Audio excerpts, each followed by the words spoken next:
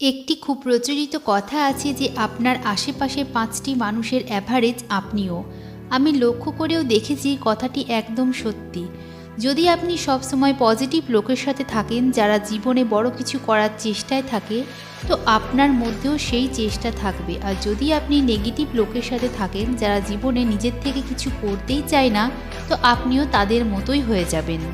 আমরা কোথাও না কোথাও আমাদের আশেপাশের মানুষদের ভালো ভাবি বলেই আমরা তাদের সাথে মিশে থাকি।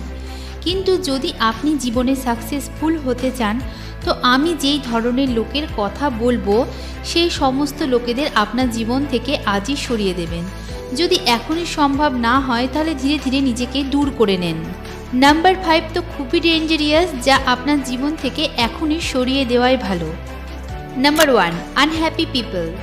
আমি আনহ্যাপি মানে ওই ধরনের মানুষের কথা একদমই বলছি না যারা ডিপ্রেশনে থাকছেন এই সময়ে, বা তাদের জীবনে কোনো সমস্যার কারণে তারা এই মুহূর্তে ডিপ্রেস থাকছেন। এই সমস্ত মানুষদের হয়তো আপনাকেই দরকার হতে পারে। এরা আপনার বন্ধু বান্ধব বা নিজের পরিবারের একজনের মতো হতে পারে।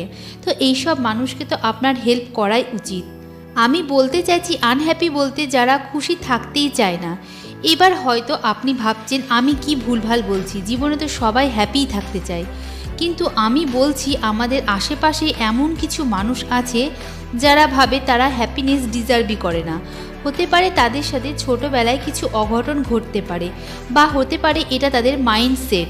এরা ওই টাইপের মানুষ যারা সবসময় দুঃখী থাকে আর সব সময় কান্না করতে থাকে যে আমার দ্বারা কিছু হয় না, আমার সাথে এমন কেন হলো। মানে এরা সবসময় দুঃখী থাকে এবং এরা কখনোই সমাধানের কথা ভাবে না, সব সময় সমস্যা নেই দুঃখী থাকবে। আসলে এরা খুশি থাকতেই চায় না। এবার আমি বলবো কেন এই ধরনের মানুষের থেকে আপনি দূরে থাকবেন। একটা কথা ভাবুন, যে নিজের জন্যই খুশি থাকতে পারে না, সে আপনার সফলতায় কিভাবে খুশি থাকবে। দুঃখী মানুষরা সবসময় চায় তার আশেপাশের মানুষগুলোও যেন দুঃখী থাকে, আর এটাতেই তারা সবচেয়ে বেশি কমফোর্টেবল ফিল করে। এবার আমার কথাটা শুনবেন, আমি ওই দুঃখী মানুষদের কথা একদমই বলছি না যারা এই মুহূর্তে খুশি হতে পারছেন না। আসলে কিছু মানুষ এমনিতেই খুশি থাকতে পারে না, তাদের সাথে ভালো কিছু হলেও তারা তার মধ্যে থেকে ঠিক খারাপটা বের করে দিয়ে দুঃখী থাকে। আমি তাদের কথা একবারেই বলছি না যারা এখন জীবনে সমস্যায় ভুগছেন। তো কিছু ছোট ছোট পার্থক্য মাথায় রাখবেন। নাম্বার 2 ক্যাটাগরির মধ্যে পড়ে কমপ্লেনার্সরা, যারা লাইফে সাকসেসফুল একেবারেই হতে পারে না, কারণ তারা সব সময় কমপ্লেন করা ছাড়ে না বা সব কথাতেই কান্না করা ছাড়ে না। এদের প্রত্যেকটি বিষয়ে কমপ্লেন থাকতেই হবে। এরা কখনোই নিজের যা কিছু আছে তা নিয়ে একদমই সন্তুষ্ট থাকতে পারে না। এরা নিজের জব নিয়ে কমপ্লেন করে, না হলে খাবার, না হলে বাসস্থান। আসলে এরা কমপ্লেন করাই ছাড়ে না। প্রবলেম এটা না যে তারা কমপ্লেন করে, কিন্তু সব কিছুতেই কমপ্লেন করা এটা অভ্যাসে পরিণত হয়। কমপ্লেন করে তো প্রবলেম সলভ হবে না, বরং প্রবলেম নিয়ে না ভেবে সলিউশন নিয়ে ভাবলে আপনি জানেন না কত কিছু কীভাবে সলিউশন বেরিয়ে আসবে। ইনফ্যাক্ট আপনি দেখেন যত বড় বড় সাকসেসফুল মানুষ আছে তারা আজ পর্যন্ত সাকসেসফুল, তারা কিন্তু কখনোই প্রবলেম নিয়ে চিন্তা করে না, তারা তাদের প্রবলেম নিয়ে কমপ্লেন করে না। তারা আপনিও যদি এই কমপ্লেন করা মানুষের সাথে মেশেন, তো আপনিও সব বিষয়ে কমপ্লেন করতেই থাকবেন। তাদের সাথে মিশলে আপনি জীবনে কখনোই অপরচুনিটি পাবেন না, আপনার জীবনে যা কিছু আছে তা নিয়ে কখনোই গ্রেটফুল হতে পারবেন না। তো এই ধরনের মানুষের সাথে দূরত্ব থাকা উচিত। নাম্বার 3 ক্যাটাগরির মধ্যে পড়ে অলস ব্যক্তি। আমাদের আশেপাশে এমন ব্যক্তি থাকবে যে বলবে আমার কাছে নেক্সট একটা বড় আইডিয়া আছে ব্যবসার জন্য বা অন্য কিছুর জন্য। এরা সব সময় বড় বড় কথা বলবে, কিছু না কিছু বড় করার চেষ্টায় থাকবে, কিন্তু এরা অ্যাকশন একদমই নেবে না। এই ধরনের মানুষগুলো অলস ব্যক্তি। এই ব্যক্তিদের অ্যাকশন নেওয়াটাই পছন্দ হয় না। এই অলস ব্যক্তিদের থেকে আপনি দূরে থাকবেন, কারণ আমার মনে হয় লেজিনেস একটা রোগ। দেখবেন আপনার বন্ধু যতক্ষণ টিভি দেখবে বা কোনো জায়গায় বসে সময় নষ্ট করবে, ততক্ষণ আপনিও বসে সময় নষ্ট করবেন। অলস ব্যক্তিরা নিজের কাজ বা দায়িত্ব কখনোই সময় মতো সম্পূর্ণ করে না। অলস ব্যক্তিরা কোনো কাজের অ্যাকশন নিতে গেলে তাদের অনেকক্ষণ সময় লাগে এবং অনেক এফোর্ট দিতে হয়। অলস ব্যক্তি থেকে দূরত্ব বজায় রাখা উচিত, কারণ লেজিনেস খুব তাড়াতাড়ি স্প্রেড হয়। নাম্বার 4 ক্যাটাগরির মধ্যে পড়ে আমি সব জানি ওই ধরনের ব্যক্তি, যারা টিভি বা পেপারে কোনো কিছু দেখলেই বলবে আমি জানি কি করে এটি সলভ করা হয়। তারা ভাবে তারা কখনোই ভুল হতে পারে না। ইনফ্যাক্ট তারা আপনাকে সব সময় সঠিক করার চিন্তা ভাবনায় থাকবে। আর এই ধরনের মানুষের খুব মজা আসে অপরের ভুল ধরিয়ে দিয়ে তাকে ছোট করার।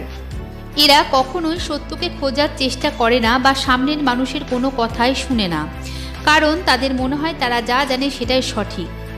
ইনফ্যাক্ট এই ধরনের মানুষের এত ইগো থাকে নিজের জ্ঞান নিয়ে যে অন্য কারোর জ্ঞানকে রিজেক্ট করে দেয়, যতই সেই জ্ঞানটা সঠিক হোক না কেন। প্রবলেম এটা যে অনেক ইন্টেলিজেন্ট ব্যক্তি এই ক্যাটাগরির মধ্যেও আসে, কারণ আমাদের সমাজ তো এই ধরনের ব্যক্তিদের প্রশংসা করতেই থামে না যে হ্যাঁ সে সব জানে। তো এই প্রশংসাতে তারা খুব অ্যাটাচ হয়ে যায় এবং তারা কখনোই বলতে পারে না বা মেনে নিতে পারে না যে তার দ্বারা কিছুটা পারে না বা তারা এটা জানে না।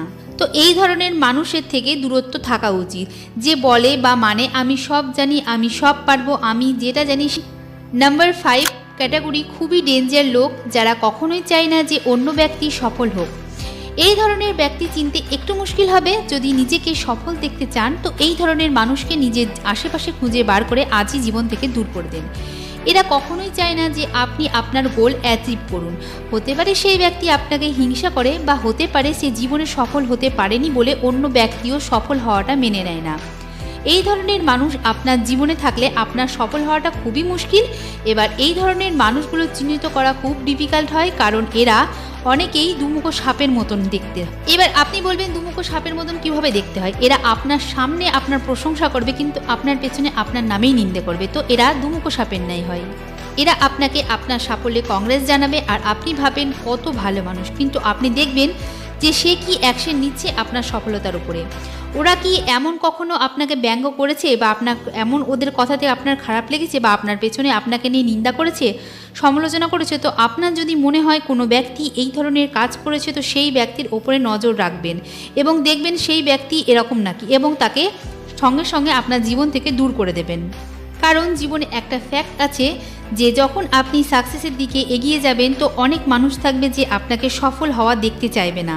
আপনার কাজ হলো এই ধরনের মানুষের উপর নজর না দিয়ে নিজে পজিটিভ লোকের সাথে থাকবে। তো বন্ধুরা, ভিডিওটি এই পর্যন্তই ছিল। ভিডিওটি যদি ভালো লাগে চ্যানেলটি সাবস্ক্রাইব করে দেবেন।